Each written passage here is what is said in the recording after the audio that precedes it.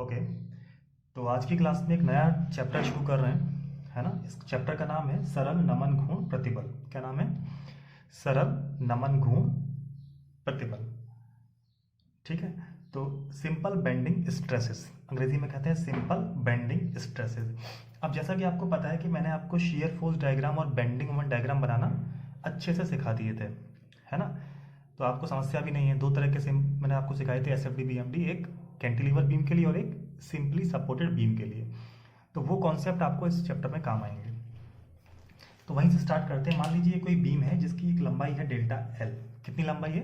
Delta L, जिसको हम बोल रहे हैं बी डी, है ना। ए बी सी डी, तो बी डी क्या है? इसकी लंबाई। अब ये लंबाई बहुत छोटी है ना। ये लंबाई कैसी है? बहुत छोटी है। तो delta L tends to zero. मान लेते हैं मेरे पास ये पेन ही है ना। ये पेन है मेरे पास, ये क्या है? एक बीम है। अब मैंने इस पेन को इस तरह से बेंड करना शुरू किया। बेंड करूंगा तो क्या होगा? नमन घूर्ण अप्लाई करना पड़ेगा, बेंडिंग मोमेंट अप्लाई करना पड़ेगा। तो ये देखिए बेंडिंग मोमेंट अप्लाई हो रखा है इसके ऊपर, ये देखिए, है ना। कितनी वैल्यू है बेंडिंग मोमेंट की? एम। तो ये घूम के कहाँ आ गया? इधर आ गया, एम। ठीक है। अब देखिए ये हो गया A dash, B dash, C dash, D dash. बात समझ में आई? तो जब मैं इस पेन को ऐसे घुमा रहा हूँ, ध्यान से देखो, है ना। जब मैंने ऐसे इस पेन को ऐसे घुमाया तो आप फील कर पा रहे हैं कि ये जो फाइबर हैं ये क्या इसमें आ गए? तनाव में आ जाएंगे, टेंशन में आ जाएंगे। और ये फाइबर किस में आ जाएंगे? संपीड़न में आ जाएंगे, कंप्रेशन में आ जाएंगे। ठीक है। तो जो फाइबर मतलब लेयर, ये जो B dash D dash layer है, किस में आ जाएगी? तनाव में आएगी, क्योंकि इसको आपने ऐसे घुमा दिया। अब ये जो है ना ऊपर का हिस्सा, देखो इस पेन को घुमा रहा हूँ इसको मैं, तो ये टूट भी सकता है। फॉर एग्जाम्पल ये मेरे पास एक डिवाइस है। अब जैसे ही मैं इसको, ये आपको दिख रहा है घुमा हुआ, ये ऑलरेडी घुमा हुआ है। तो मान लेते हैं मैंने इसको, आप इमेजिन करो कि मैंने इसको घुमा, इस तरह से दबा के घुमाया है, बेंडिंग मोमेंट अप्लाई करके घुमाया है। तो इसका जो सफ़ेद वाली लेयर जो ऊपर दिख रही है, ये किस में होगी? तनाव में। और जो नीचे ग्रीन वाली लेयर दिख रही है, दिख रही है ना ग्रीन वाली, ये किस में होगी? ये जो ग्रीन वाली लेयर है ये किस में होगी? कंप्रेशन में, संपीड़न में होगी। बात समझ में आई? इसको ऐसे कर देता हूँ, देखो। तो ये जो सफ़ेद वाली लेयर है ये किस में है? तनाव में। और ये किस में होगी? संपीड़न में। बात क्लियर? चलिए, तो जब ऐसा होता है तो होगा क्या कि ये जो फाइबर आपको नीचे वाले दिख रहे हैं, जो नीचे वाली परतें आपको दिख रही हैं, ये परतें क्या होंगी?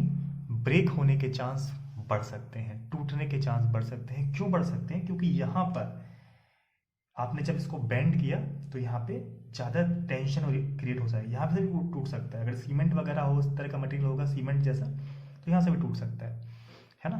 तो कंप्रेशन आइदर इन टेंशन, है ना। सब सॉरी, नॉट फॉर सीमेंट। अगर आप, जैसे सीमेंट जो होता है वो कंप्रेशन में स्ट्रांग होता है बट टेंशन में वीक होता है। तो सीमेंट होगा तो यहाँ से टूट जाएगा, है ना। और जो लोहा होता है, आयरन, वो कंप्रेशन में वीक होता है, टेंशन में स्ट्रांग रहता है। ठीक है। तो ये है। तो हम इसको क्यों पढ़ेंगे? क्योंकि हमें यहाँ पे प्रतिबल निकालना होगा, स्ट्रेस निकालना होगा कि यहाँ पे स्ट्रेस आखिर कितनी आ रही है। क्योंकि हम मटेरियल को ऐसे डिज़ाइन करना चाहते हैं कि यहाँ पे उतनी ही स्ट्रेस पड़े जितनी उसकी क्षमता हो। क्लियर? चलिए, अब मैं आके, इसमें क्या है, कुछ अजम्पशंस हैं। अजम्पशन को हिंदी में क्या कहते हैं? मान्यताएं। क्या है? कुछ मान्यताएं हैं। मतलब ये जो बीम है आपका, ये जो बीम का मटेरियल है, इस मटेरियल के लिए कुछ मान्यताएं लेके चलते हैं। कुछ चीज़ें सोच समझ के पहले से ही चलते हैं, मान कर चलते हैं, अज्यूम कर लेते हैं। ठीक है। तो देखो पहला क्या है? धरन का पदार्थ। धरन मतलब होता है बीम। बीम का जो मटेरियल होगा वो कैसा होगा? समांग और समदिक होगा, है ना। अंग्रेजी में कहते हैं होमोजीनियस होगा। और कैसा होगा? आइसोट्रोपिक होगा, है ना। ये मैं पढ़ा चुका हूँ आपको पहले।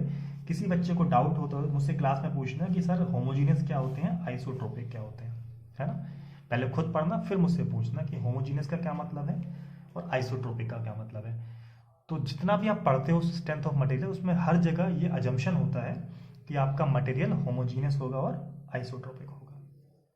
दूसरा अजम्पशन, धरन प्रत्यास्थ सीमा में, मतलब धरन जो होगा प्रत्यास्थ सीमा का मतलब इलास्टिक लिमिट के अंदर हुक्स लॉ का पालन करेगा, सब जानते हैं। तीसरा क्या है? धरन के अनुप्रस्थ काट। अनुप्रस्थ काट कौन कौन से हो गए? ये यहाँ पे आपको दिखेगा, ये ए बी, ये क्या है? इसका अनुप्रस्थ काट है ना। ये क्या है? इसका अनुप्रस्थ काट है। ये जो जा रहा है अंदर, ये क्या है? दिखाता हूँ यहाँ पे। ये जो इसका है ये अनुप्रस्थ काट है ना, अंदर जो जा रहे हैं। ये जो अंदर आएगा ये यहाँ से जाएगा, और ये क्या है, इसका अनुप्रस्थ काट है। तो ये अनुप्रस्थ काट है, ये अनुप्रस्थ काट है। तो क्या कह रहा है, धनुन का अनुप्रस्थ काट ए बी तथा सी डी नमन घूर्ण लगने से पूर्व तथा इसके पश्चात एक समतल में होने चाहिए। मतलब ये समतलीय होने चाहिए, ऐसा ना हो कि टेढ़ा मेढ़ा ऐसे जा रहा है ना, ऐसा टेढ़ा मेढ़ा हो गया, कहीं ऐसे कहीं ऐसे। जैसे मेरी उंगलियां देखो, ये है ना, ये कहीं टेढ़ी हैं कहीं ऐसे हो जाएंगी। तो ये एक तल में होना चाहिए पूरा, ऐसे ना हो कि ऐसे मुड़ गया, है ना। इसको ऐसे रहना चाहिए, एक तल में सीधा, है ना। अब आगे चौथा पढ़ते हैं। संपीड़न तथा तनाव दोनों में धरन का यंग मापांक एक समान होना चाहिए, है ना। ये भी अजम्पशन है कि जो ई की वैल्यू है, यंग्स मॉडुलस जो होता है, वो कैसा होना चाहिए, चाहे वो तनाव में हो चाहे वो संपीड़न या कंप्रेशन में हो, वो एक बराबर होने चाहिए। ऐसा नहीं है कि जब दबा रहे हैं तो कुछ और यंग्स मॉडुलस है और जब खींच रहे हैं तो कुछ और यंग मॉडुलस है, ऐसा नहीं होना चाहिए। आखिरी क्या है, धरन की अनुदैर्ध्य परतों का नमन गुण एक ही होना चाहिए, है ना। अब ये परतें क्या हैं आगे देखेंगे इसको, है ना। अब यहां से एक कॉन्सेप्ट आता है, पोजीशन ऑफ न्यूट्रल एक्सिस। ये आपको समझना है ना। अब आपकी समझने की बारी है। ये थोड़ा सा रट के भी रखेंगे तो काम चलेगा, लेकिन ये समझना है आपको। क्या है उदासीन अक्ष की स्थिति। अब पहले समझेंगे ये उदासीन अक्ष होती ही क्या है।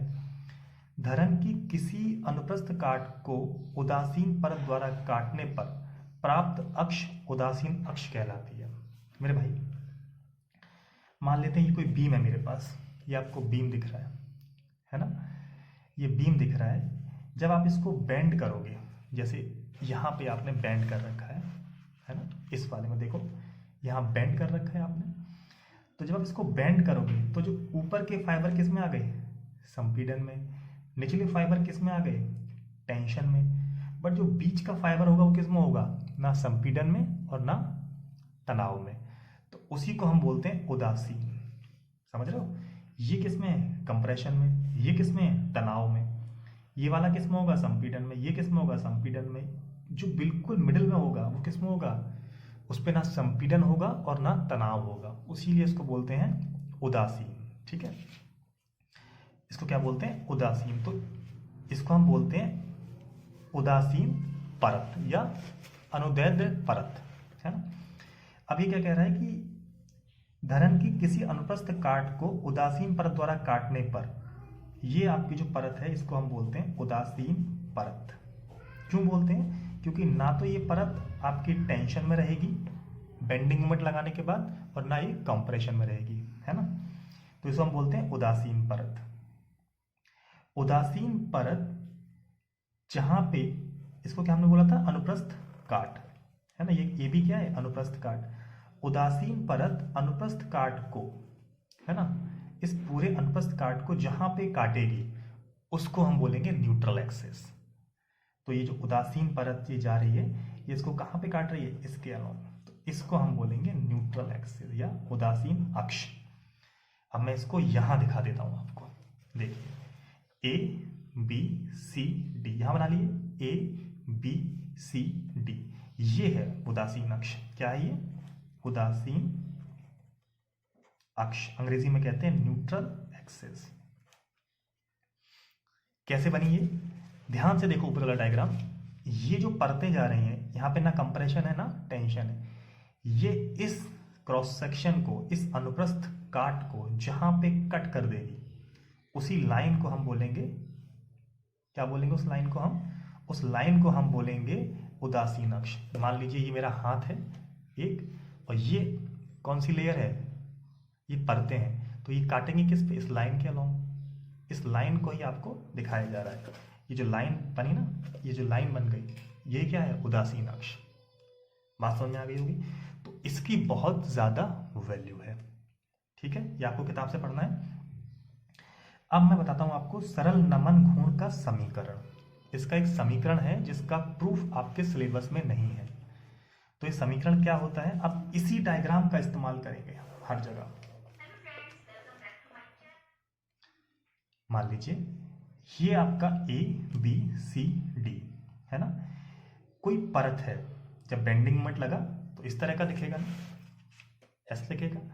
तो जब बेंडिंग मोमेंट लगा तो क्या होगा, अगर मुझे इस परत पे निकालना है कि यहाँ पे बेंडिंग स्ट्रेस नमन प्रतिबल कितना होगा, तो इक्वेशन क्या होती है, सिग्मा बराबर माई अपॉन आई। ऐसे आपको याद करना है, माई अपॉन आई, है ना। जहाँ पे सिग्मा क्या है, नमन प्रतिबल, वाई क्या है, उदासीन अक्ष से उस परत की दूरी जहाँ पे आपको प्रतिबल निकालना है, नमन प्रतिबल निकालना है। आई क्या है, सब जानते हैं, मोमेंट ऑफ इनर्शिया, है ना। इसी को मैं और ज़्यादा एक्सटेंड कर देता हूँ, ठीक है, एक मिनट, इसी को मैं थोड़ा सा और ज़्यादा एक्सटेंड करता हूँ, तो ये मुझे मिलेगा सिग्मा अपॉन वाई बराबर एम अपॉन आई, जो कि यही है, माई अपॉन आई बराबर ई अपॉन आर। अब ये क्या है, जहाँ एम क्या है, नमन गुण, ई क्या है, यंग मापांक, और आर क्या है, वक्र की त्रिज्या। इतना थ्योरी है ना, ये आपको पढ़ना है। तो नमन गुण समीकरण क्या हो गया, यहाँ लिखता हूँ, हमने याद किया सिग्मा बराबर माई अपॉन आई, एम क्या है, नमन गुण, वाई क्या है, परत की उदासीन अक्ष से दूरी, और आई क्या है, moment of inertia, moment of inertia जड़त्व गुण। इसी को एक्सटेंड कर देते हैं, तो सिग्मा अपॉन वाई बराबर एम अपॉन आई बराबर ई अपॉन आर। इसका प्रूफ आपके सिलेबस में नहीं है ना, पर यही पूरी बात है। तो यहाँ पे सिग्मा क्या है, प्रतिबल, नमन प्रतिबल, वाई क्या है, दूरी, एम क्या है, नमन गुण, आई क्या है, इनर्शिया, मोमेंट ऑफ इनर्शिया, ई क्या है, यंग मापांक, यंग मापांक, और ये आर क्या है, आर कोई त्रिज्या, आर का मतलब क्या है, जब आपका बीम ऐसे घूम जाएगा, मतलब जब आपका बीम ऐसे घूम गया, है ना, ये आपका बीम है, ये ऐसे घूम गया, ये ए था, ये बी था, ये सी था, ये डी था, तो इसकी परतें भी ऐसे घूम जाएंगी, ये परत भी घूमेगी, ये परत भी घूमेगी, ये परत भी घूमेगी, ये सब परतें घूमेंगी, इनका सेंटर एक ही होगा, इनका सेंटर क्या होगा, एक ही होगा। तो आर क्या है, इस न्यूट्रल एक्सिस का रेडियस, ठीक है, आर क्या है, ये रेडियस, ये माना जाता है कि सर्किल में घूम रहा है, ठीक है। इतना आप किताब से पढ़िए, फिर मैं आपको एक क्वेश्चन कराऊंगा।